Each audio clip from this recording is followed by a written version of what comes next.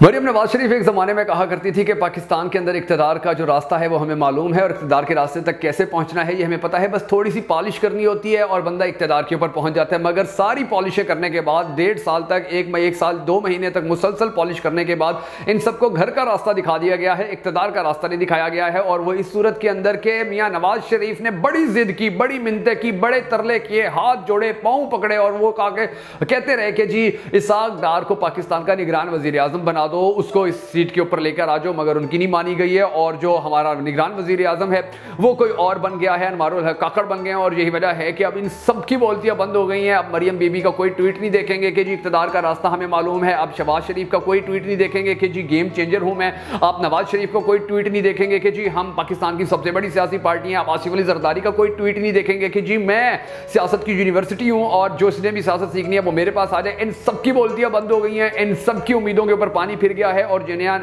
निगरान वज़ीर आज़म आया है उसके पहले ही ऐलान ने, उसके पहले ही बयान ने इन सबके छक्के छुड़वा कर रख दिए हैं। क्योंकि जब निगरान वज़ीर आज़म आया तो उसके बाद से पाकिस्तानी कौम ये सोचना शुरू हो गई कि अब क्या होगा, पाकिस्तान का मुस्तकबिल क्या होगा, पाकिस्तान में इलेक्शन कब होंगे, पाकिस्तान की मईशत कैसे ठीक होगी, ये सब कुछ सोच रहे हैं पाकिस्तानी। और सबसे पहला सवाल जो निगरान वज़ीर आज़म के हवाले से उठाया जा रहा है वो ये उठाया जा रहा है कि अब मुस्तकबिल के अंदर क्या होगा। अब ये जितने भी मामला हुए हैं और किस तरह से इनकी जो बोलती बंद हुई है, इन सारे इनके जितने भी मामला थे वो सारे इनके हाथों से निकल गए हैं। तो अब बंद कमरों के अंदर जो फैसले किए गए हैं उसकी थोड़ी सी मैं डिटेल आपको दूंगा और मैं आपको ये बताऊंगा कि गरीदा फारूकी के एक ट्वीट ने पूरी पाकिस्तानी कौम को बता दिया जी कि अब गेम जो थी वो नवाज शरीफ के हाथ से, शहबाज शरीफ के हाथ से, आसिफ अली जरदारी के हाथ से निकल गई है। और नवाज शरीफ को जो बदतरीन सियासत के अंदर नाकामी मिली है, इसकी मिसाल माजी के अंदर सिर्फ एक बार ही मिली थी, वो मिसाल भी मैं आपको बताऊंगा। और मैं आपको ये भी बताऊंगा कि अब आने वाला वक्त जो है वो इनके हवाले से कितना ज्यादा मुश्किल होता जा रहा है। और जिस बंदे को इन्होंने फंसाने के लिए सबसे ज्यादा मेहनत की थी, सबसे ज्यादा कोशिश की थी, जिसको जेल में डाल दिया, जिसको ना अहल कर दिया, जिसकी पार्टी को बैन करने की बातें कर रहे थे,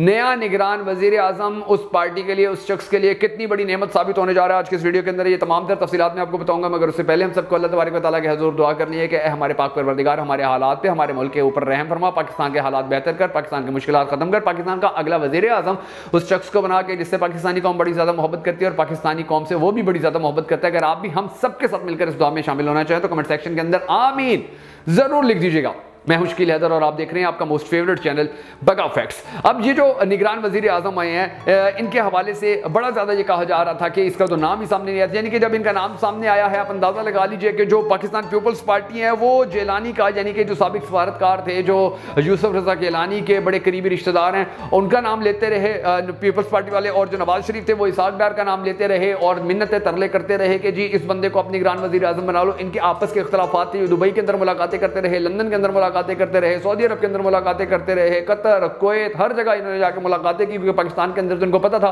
इनकी बातें टेप हो जानी है, इनको पता था कि इनकी बातें लीक हो जानी है, इनको पता था कि यहाँ पर तो इन्होंने मजीद फंस जाना है। तो ये उन मुल्कों के अंदर जाकर इजलास करते रहे, इकट्ठे बैठ के खाने खाते रहे और मशावरतें करते रहे। लेकिन इनकी सारी मशावरतों, सारी मेहनत के ऊपर पानी फिर गया है। और जो अनवारुल हक अब सेनेटर हैं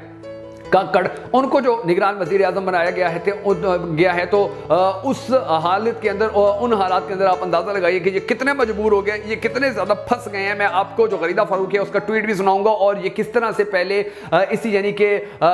जो बलोचिस्तान अवामी पार्टी है इसको किस तरह से ये तनकीद का निशाना बनाया करते थे। मरियम बीबी इसके बारे में क्या कहती थी, मौलाना फजलुर रहमान क्या कहते थे, पीपल्स पार्टी आसिफ अली जरदारी इसके बारे में क्या कहा करते थे, वो तमाम तर मैं आपको मालूमात बताऊंगा। मगर उससे पहले मैं आपको एक जो बड़ी दिलचस्प बात है वो मैं आपको ये बता देता हूं कि जी राजा रियाज ने 3 नाम रखे सामने और उन 3 नामों के ऊपर 3 नामों में से शहबाज शरीफ से पूछा जी आपको कौन सा इनमें से निगरान वजीर आजम से ठीक लगता है। तो शहबाज शरीफ ने उनसे पूछा जी आप बताइए आपको कौन सा ठीक लगता है। तो उन्होंने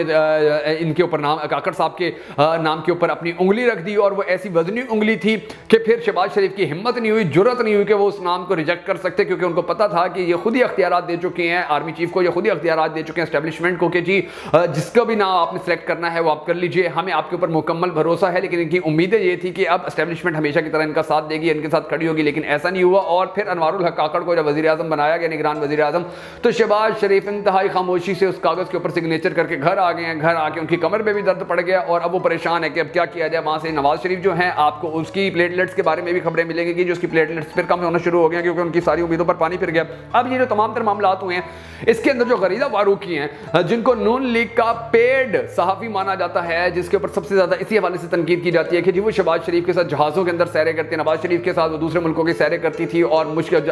उन जगहों पर जाते थे कि जहां पर साफियों के जाने का कोई तुक ही नहीं बनता था, बड़ा उसको फैसिलिटेट किया जाता था। तो अब उसने भी भरपूर तरीके से इमरान खान के खिलाफ जो प्रोपोगंडा करना था, पाकिस्तान तहरीक इंसाफ के खिलाफ जो प्रोपोगंडा करना था वो भी करती रही थी। उसने बड़ा अपना नमक हलाल किया था, लेकिन अब उसको भी जब नजर आया कि नून लीग हार गई, नवाज शरीफ को शिकस्त हो गई, शहबाज शरीफ की मेहनतें सारी गारत गई हैं, तो उसने भी एक बड़ा दिलचस्प ट्वीट किया। उस ट्वीट के अंदर कुछ जो खास बातें थी वो मैं आपको बता देता हूं। उसके अलावा पीपल्स पार्टी किस तरह से अब अपनी सारी गलतियां तस्लीम कर रही है, किस तरह से इनको भी पता चल गया है कि गेम हाथ से निकल गई है, सारे अख्तियारात हाथ से निकल गए हैं, सारे मामला हाथ से निकल गए हैं, वो भी मैं आपको बताऊंगा। लेकिन पहले मैं आपको ये बता देता हूं कि गरीदा फारूकी ने कहा है कि जी 30 साल बाद नवाज शरीफ की एक और काकड़ के हाथों शिकस्त। जुलाई 1993 में उस वक्त के आर्मी चीफ जनरल वहीद काकड़ ने, ये जुलाई 1993 की बात हो रही है, ये जो बच्चे हैं जो नौजवान है ये याद रखिए, पाकिस्तान की ये हिस्ट्री है। जुलाई 1993 के अंदर हमारे पाकिस्तान का जो आर्मी चीफ था उसका नाम था वहीद काकड़। उस वक्त पाकिस्तान का जो सदर था उसका नाम था गुलाम इसाक खान और जो पाकिस्तान का वजीर आजम था वो था नवाज शरीफ। इनके आपस के अंदर बड़े ज्यादा इख्तिलाफात पैदा हो गए थे। तो गरीदा फारूकी ने लिखा है कि जुलाई 1993 में उस वक्त के आर्मी चीफ जनरल वहीद काकड़ ने सदर गुलाम इसाक खान और वजीर आजम, उस वक्त के वजीर आजम नवाज शरीफ, दोनों के जो आपसी तनाजा था, जब क्योंकि वो बढ़ता जा रहा था, तो उस अपनी आपसी तनाजे को देखते हुए उस तनाजे के बायस इस्तीफा लिया और नवाज शरीफ हुकूमत घर भेज दी गई। नवाज शरीफ हुकूमत घर चली गई और नवाज शरीफ दोनों, यानी कि अब ये देखें, वो जब घर चली गई तो उसके बाद अब 2023 में एस्टेब्लिशमेंट से अच्छे ताल्लुकात रखने वाले अनवारुल हक काकड़ निगरान वजीर आजम बन गए। और अब एक और काकड़ ने नवाज शरीफ की उम्मीदवार का रास्ता रोक दिया और उसके अलावा उन्होंने और भी बहुत सारी, यानी कि बहुत सारी बातें लिखी और ये भी कहा है कि हद तो ये हो गई कि इस ऐलान के ऊपर, यानी कि ये जो ऐलान था, इस ऐलान के ऊपर ये ऐलान राजा रियाज ने किया और शहबाज शरीफ खामोशी से कागज पर साइन करके घर चले गए। अब आप अंदाजा लगा लीजिए कि ये कितनी बड़ी शिकस्त हुई है और किस तरह से अब जो गरीदा फारूकी जैसी नून लीगी सहाफी है उसने भी एक्सेप्ट कर लिया ये शिकस्त। अब दूसरी जानिब जो पाकिस्तान पीपल्स पार्टी है, उसके जो फैसल करीम कुंडी हैं, उन्होंने भी कहा है कि जी जो हमने नई मरदमशुमारी के हवाले से मंजूरी दी थी वो हमने गलत किया। वो और भी बहुत सारे अपने फैसलों को गलत कह रहे हैं कि हमें उन फैसलों का हिस्सा नहीं बनना चाहिए था, वो फैसले भी हमसे गलत हुए हैं। और फिर ये जो एमएल अली खान है ये कहते हैं जी कि ये पाकिस्तान के अंदर जो भी हुआ है निगरान वजीर आज़म जो बनाया गया ये भी गलत बनाया गया, हमें ऐसा ये वजीर आज़म हमें एक्सेप्ट नहीं करना चाहिए था, क्योंकि उसकी बड़ी ख्वाहिश थी कि नून लीग का कोई वजीर आज़म बन जाए, उनके जिनके सागदार वजीर आज़म बन जाए, या पीपल्स पार्टी का कोई जो बंदा था वो वजीर आज़म बन जाए। और ये फिर अवामी नेशनल, यानी कि ये जो बलोचिस्तान की ये जो पार्टी है इसके ऊपर जो तनकीद करती रहती थी, तो मरियम कहती थी कि ये तो 2% की पार्टी है, बलोचिस्तान अवामी पार्टी की कोई औकात नहीं है, इसको भला कौन वोट देगा, इसके साथ भला कौन खड़ा होगा। और आज देखिए कि उसी पार्टी के एक सेनेटर ने इनकी सारी उम्मीदों को खत्म कर दिया है, सारी उम्मीदों पर पानी फेर दिया है और अब ये एक दूसरे का मुंह तक रहे हैं कि हम क्या करें। अब ये परेशान होकर घर बैठ गए हैं, ना इन्होंने नए वज़ीर आज़म को मुबारकबाद दी है, ना उसके बारे में अच्छी ख्वाहिशात का इजहार किया, बल्कि ये अब जाकर कंबल डाल के सो गए हैं एसी चला के, और अब इनको पता चल गया है कि इनका जो खेल था, इनकी जो गेम थी वो खत्म हो गई है। और अब पाकिस्तान के अंदर इंशाल्लाह वही होगा कि जो पाकिस्तान की आवाम की ख्वाहिशात हैं, और 3 माह के अंदर इंशाल्लाह पाकिस्तान के अंदर अब इलेक्शन हो जाएंगे।